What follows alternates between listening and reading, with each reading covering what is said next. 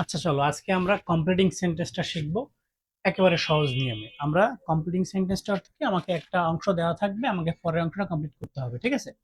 এর বিশেষ কিছু নিয়ম আছে এবং এই নিয়মের বাইরে কিছু আছে যেগুলো আমরা সেন্টেন্সের বাংলা অনুযায়ী করতে পারবো, আর কিছু কি আছে, বিশেষ কিছু নিয়ম আছে যে নিয়মগুলো ফলো করতে হয়। চলো আমরা সেই নিয়মগুলো একবার দেখি, যাতে করে আমরা কমপ্লিটিং সেন্টেন্স রিলেটেড যে কোনো প্রশ্নের অ্যান্সার করতে পারি। খেয়াল করো, যদি আমাদের বাক্যে কোনো অংশ দেওয়া থাকে, it is high time, it is high time, ঠিক আছে, এরপরে যদি সাবজেক্ট দেওয়া থাকে, তাহলে আমরা অবশ্যই ভার্বের সেকেন্ড ফর্ম ব্যবহার করব।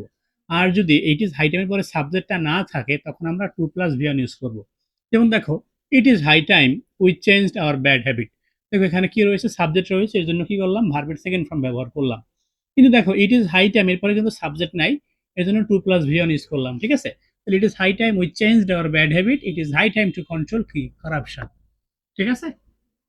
এবার দেখো যদি লেস্ট থাকে, তাহলে সাবজেক্টের পরে শুড দিয়ে ভার্বের প্রেজেন্ট ফর্ম ব্যবহার করতে হবে। যদি কি থাকে লেস্ট, ঠিক আছে?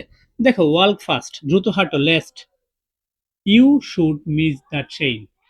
তাহলে যদি লেস্ট থাকে, তাহলে আমি সাবজেক্ট দিয়ে শুড ইউজ করব, ঠিক আছে? এরপরে ভার্বের প্রেজেন্ট ফর্ম, যেহেতু শুড মডেলসের বাক্য, এরপরে ভি অনই হবে, ঠিক আছে? এবার যদি প্রেজেন্ট ইনডিফিনিট টেন্স হয় এবং অ্যাজ ইফ থাকে, অর্থাৎ প্রেজেন্ট ইনডিফিনিট টেন্সের আগে যদি কি হয়, প্রেজেন্ট সরি অ্যাজ ইফ এর আগে যদি প্রেজেন্ট ইনডিফিনিট টেন্স হয়, অথবা অ্যাজ দো, অথবা সিন্স, ঠিক আছে, এই তিনটার আগে যদি প্রেজেন্ট ইনডিফিনিট টেন্স হয়, তার পরেরটা পাস্ট ইনডিফিনিট টেন্স হবে। এবং যদি as if, as though, since এর আগেটা পাস্ট ইনডিফিনিট টেন্স হয়, তাহলে পরেরটা পাস্ট পারফেক্ট টেন্স হবে, ঠিক আছে? দেখো হি অ্যাক্টস, দেখো acts present indefinite tense, as if, তাহলে কি হবে, দেখো সাবজেক্ট এই অ্যাক্টস, অ্যাজ ইফ এর আগে কি ভার্বের প্রেজেন্ট ফর্ম, তাহলে কি হয়, ভার্বের পাস্ট ফর্ম মানে পাস্ট ইনডিফিনিট টেন্স, হি ওয়ার এ ম্যাড। তাহলে কি ওয়ার কি পাস্ট না, ওয়ার কি পাস্ট না, বুঝতে পেরেছো? যদি কি হয়, as if, as though, since এর আগে প্রেজেন্ট ইনডিফিনিট হয়, পরেরটা পাস্ট ইনডিফিনিট, ঠিক আছে? আর যদি কি হয়, প্রথমটা পাস্ট ইনডিফিনিট টেন্স হয়, পরেরটা পাস্ট পারফেক্ট টেন্স। দেখো তাহলে হি স্পোক, স্পিকের সেকেন্ড ফর্ম কি বলতো, স্পোক, ঠিক আছে? তাহলে হি স্পোক, এই দেখো অ্যাজ ইফ, তাহলে ভার্বের সেকেন্ড ফর্ম, পরেরটা হ্যাড প্লাস ভার্বের থার্ড ফর্ম, ঠিক আছে? তাহলে হি হ্যাড নন এভরিথিং, তাহলে he spoke as if he had known everything, okay? এবার দেখো ইফ শর্তযুক্ত বাক্যগুলো, যদি ইফ এর পরে ভার্বের প্রেজেন্ট ফর্ম থাকে, তুমি পরের অংশ কি করবা, ক্যান, উইল, মে দিয়ে ভার্বের প্রেজেন্ট ফর্ম ব্যবহার করবা। তাহলে খেয়াল করতে হবে কি, ইফ এর পরেরটা কি ভার্বের প্রেজেন্ট ফর্ম নাকি? তাহলে দেখো if you waste your time, waste ভার্বের কোন ফর্ম বলো তো, প্রেজেন্ট ইনফিনিট টেন্স। তুমি যদি সময় নষ্ট করো, তুমি যদি তোমার সময় নষ্ট করো, you will fail in exam, in exam তুমি পরীক্ষায় ফেল করবে। তো যেহেতু প্রেজেন্ট ইনফিনিট টেন্স, এই জন্য আমি কি করলাম, উইল প্লাস ভিএন ইউজ করলাম, ঠিক আছে? এবার দেখো যদি ইফ এর পরে ভার্বের সেকেন্ড ফর্ম থাকে, কোন ফর্ম, সেকেন্ড ফর্ম, তখন তুমি কি করবা, পরের অংশে সাবজেক্ট কুড অথবা উড দিয়ে ভিএন ইউজ করবা। খেয়াল করো, if you listen to me, দেখো লিসেন পাস্ট ইনফিনিট টেন্স, ঠিক আছে? আই উড হেল্প ইউ, তুমি যদি আমার কথা শুনতা, তাহলে আমি তোমাকে সাহায্য করতাম, ঠিক আছে? তাহলে যদি ইফ এর পরে ভিয়ন হয়, পরেরটা উইল, মে অথবা ক্যান দিয়ে ভিয়ন। যদি ইফ এর পরে সেকেন্ড ফর্ম হয়, কুড অথবা উড দিয়ে ভার্বের প্রেজেন্ট ফর্ম। এবার আসো 3 নাম্বার, ইফ এর পরে যদি হ্যাড প্লাস ভার্বের থার্ড ফর্ম হয়, পরেরটায় উড হ্যাভ, কুড হ্যাভ দিয়ে ভার্বের থার্ড ফর্ম। তো ইফ এর পরে যদি কি হয়, হ্যাড প্লাস ভার্বের থার্ড ফর্ম হয়, পরেরটা উড হ্যাভ, কুড হ্যাভ দিয়ে ভার্বের থার্ড ফর্ম। যেমন দেখো ইফ আই হ্যাড বিন, দেখছো হ্যাড এর পরে বিন ভার্বের থার্ড ফর্ম, ওকে? আমি যদি সেখানে থাকতাম, I would have help you, এখানে উড হ্যাভ দিয়ে ভার্বের third form, I would have help you. ঠিক এভাবে আমরা বিশেষ নিয়মগুলো পড়বো এবং এর বাইরে যেগুলো আছে আমরা প্র্যাকটিস করব। দেখবা আমাদের কাছে কমপ্লিটিং সেন্টেন্স একেবারে সহজ হয়ে যাবে। এবার দেখো উড দ্যাট অথবা আই উইশ যদি থাকে, এরপরে আমি আই ওয়ার, তার মানে সাবজেক্ট প্লাস ভার্বের সেকেন্ড ফর্ম দেবো। যেমন দেখো আই উইশ, ঠিক আছে, তাহলে কি হবে, I were a child again, যে আমি যদি আবার কি বাচ্চা হতে পারতাম, তাই না, শিশু হতে পারতাম। তাহলে আই উইশ থাকলে কি করতে হয়, পরেরটা সাবজেক্ট প্লাস ভার্বের সেকেন্ড ফর্ম, তাহলে ওয়ারটা কি ভার্বের সেকেন্ড ফর্ম, ঠিক আছে? দেখো আই উইশ, তাহলে ভার্বের second form I could help, ঠিক আছে, আই কুড হেল্প দেম, ঠিক আছে? তাহলে যদি আই উইশ থাকে, তাহলে কি পরেরটা সাবজেক্ট দিয়ে ভার্বের সেকেন্ড ফর্ম ইউজ করতে হবে। আরো সহজ কথা, যদি আই ওয়াজ থাকে, আই উইশ থাকলে আই ওয়ার ইউজ করবা, ঠিক আছে? এরপরে তুমি যা হতে চাও তাই বলো। তোমার দেখো যদি সো দ্যাট থাকে অথবা ইন অর্ডার দ্যাট থাকে, পরের অংশ কমপ্লিট করার জন্য তুমি সাবজেক্ট ক্যান অথবা কুড দিয়ে ভার্বের প্রেজেন্ট ফর্ম ইউজ করবা। কি থাকলে, সো দ্যাট থাকলে, ঠিক আছে? দেখো you have to read attentively, you have to read attentively, তোমাকে মনোযোগ সহকারে পড়তে হবে, সো দ্যাট, যেন you can pass the exam, তুমি পরীক্ষায় পাশ করতে পারো, ঠিক আছে? তাহলে কি, যদি সো দ্যাট অথবা ইন অর্ডার দ্যাট থাকে, তাহলে পরের অংশ কমপ্লিট করার জন্য আমি সাবজেক্টের পরে ক্যান অথবা কুড দিয়ে ভার্বের প্রেজেন্ট ফর্ম ব্যবহার করব। এবার দেখো ৩ নাম্বার দেখো। সো এরপরে যদি মাঝখানে একটা অর থাকবে তারপরে দ্যাট। যদি এরকম হয় তখন দেখো এটা কিন্তু অ্যাফার্মেটিভ সেন্টেন্স ছিল। এইটা হবে নেগেটিভ সেন্টেন্স। ঠিক আছে? তাহলে কি হবে? সো এর পরে ক্যান নট অথবা কুড নট দিয়ে ভি অন। যেমন দেখো, time is so valuable that we must use it properly. সময় এতটাই গুরুত্বপূর্ণ যে আমাদের অবশ্যই এটাকে যথাযথ ব্যবহার করা উচিত। ঠিক আছে? তো যদি সো এর পরে কি থাকে এরকম ডট একটা ওয়ার্ড থাকে তারপরে দ্যাট থাকে তখন ওটা নেগেটিভ হবে, আর যদি সো দ্যাট একসাথে থাকে তখন সেটা অ্যাফার্মেটিভ হবে। ঠিক আছে? ক্যান অথবা কুড এর পরে ভার্বের প্রেজেন্ট ফর্ম ইউজ করবা। যদি টু থাকে তাহলে পরের অংশে to plus V one use করবা। যেমন দেখো, the poem was too difficult. গল্পটা এতটাই কঠিন ছিল টু আন্ডারস্ট্যান্ড, বুঝতে কি অনেকটা কঠিন ছিল। তাহলে টু তার মানে এখানে কি হবে? টু। ঠিক আছে? এই যে প্লাস ভি অন, বুঝতে পেরেছো? তাহলে টু থাকলে to plus V one use করবা। ঠিক আছে?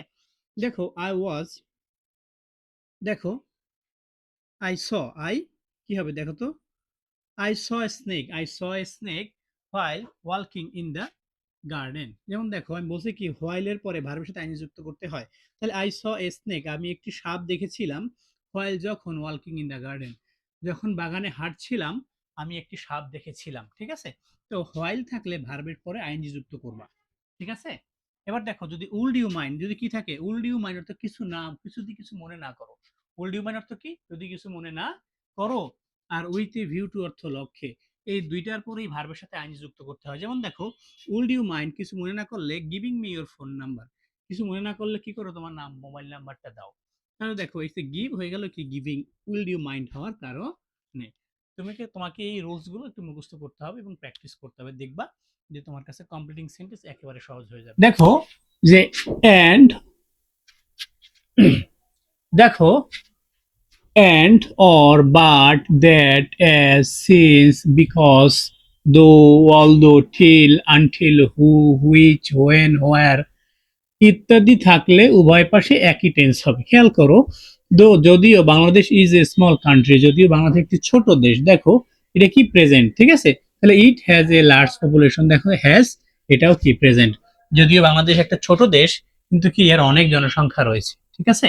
যেমন দেখো দে কন্টিনিউড, দেখো ভার্বের সেকেন্ড ফর্ম, তাই না? দে কন্টিনিউড টু ওয়ার্ক, তার হাঁটা চালিয়ে গেল আনটিল যতক্ষণ না পর্যন্ত দে রিচড, ভার্বের সেকেন্ড ফর্ম। দেখছো?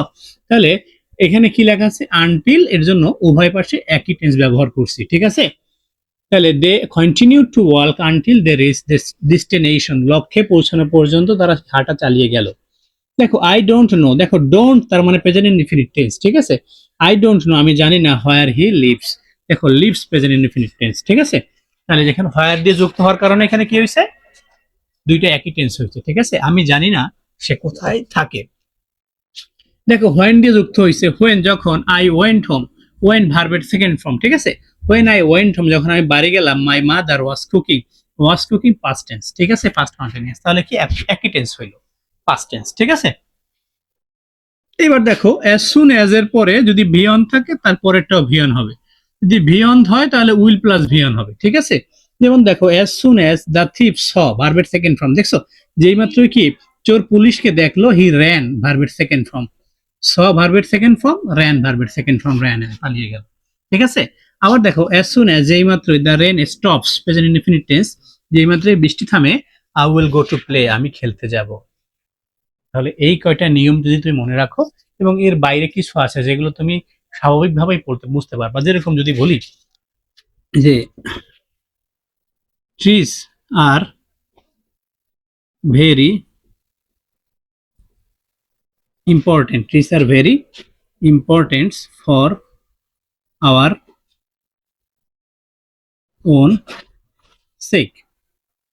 তাহলে এখানে পরেরটুকু যেহেতু কি গাছ আমাদের নিজের স্বার্থে, ঠিক আছে, গাছ আমাদের নিজস্ব স্বার্থের জন্য খুবই গুরুত্বপূর্ণ, বা for our existence, for our কি বলো, ফর আওয়ার এক্সিস্টেন্স। তাহলে কি আমাদের যেহেতু গাছ আমাদের অস্তিত্বের জন্য খুবই গুরুত্বপূর্ণ, তাহলে কি বলা যায় কি সো উই শুড